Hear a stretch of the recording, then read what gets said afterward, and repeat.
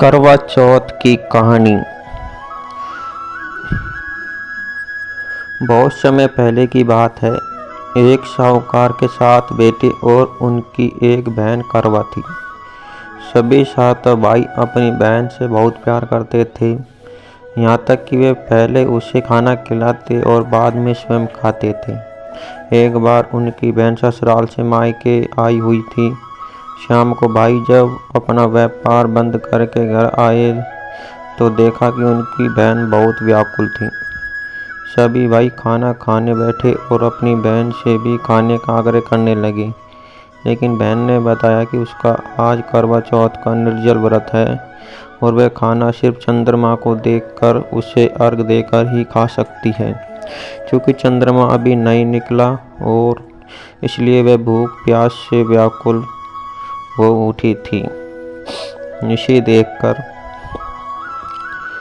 सबसे छोटे भाई को अपनी बहन की हालत देखी नहीं जाती और वह दूर पीपल के पेड़ पर एक दीपक जलाकर चलने की ओट में रख देता है। दूर से देखने पर वह ऐसा प्रतीत होता है जैसे कि चतुर्थी का चांद उदित हो रहा हो। इसके बाद भाई अपनी बहन को बताता है कि चांद निकल आया है, तुम उसे अर्घ देने के बाद भोजन कर सकती हो। बहन खुशी के मारे सीढ़ियों पर चढ़कर चांद को देखती है, उससे अर्घ देकर खाना खाने बैठ जाती है और जैसे ही वो खाना खाने बैठती है वह देखती है कि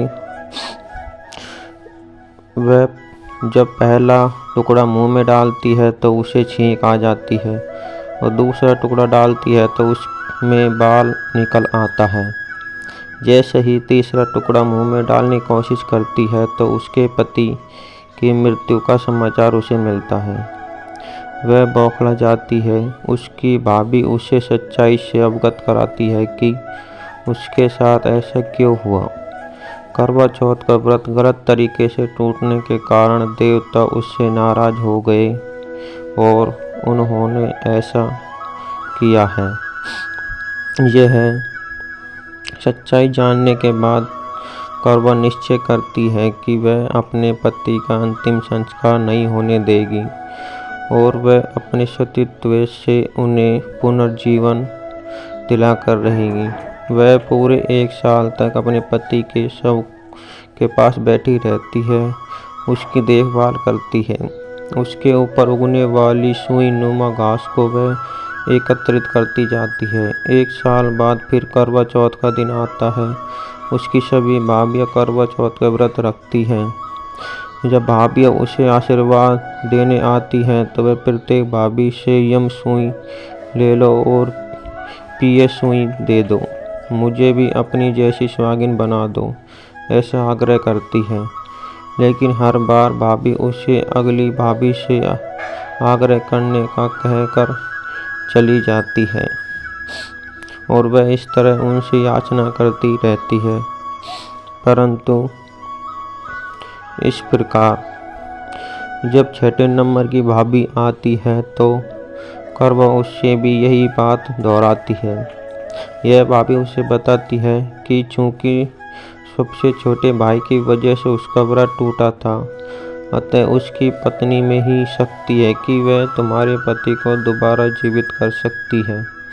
इसलिए जब वह आए तो तुम उसे पकड़ लेना और जब तक वह तुम्हारे पति को जिंदा न कर दे उसे नहीं छोड़ना। ऐसा कहकर वह चली जाती है।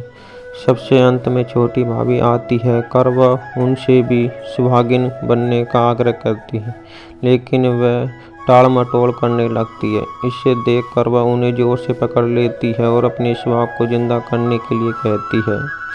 भाभी उसे छुड़ाने के लिए नोचती है, खगोचती है, लेकिन करवा उसे नहीं छोड़ती है।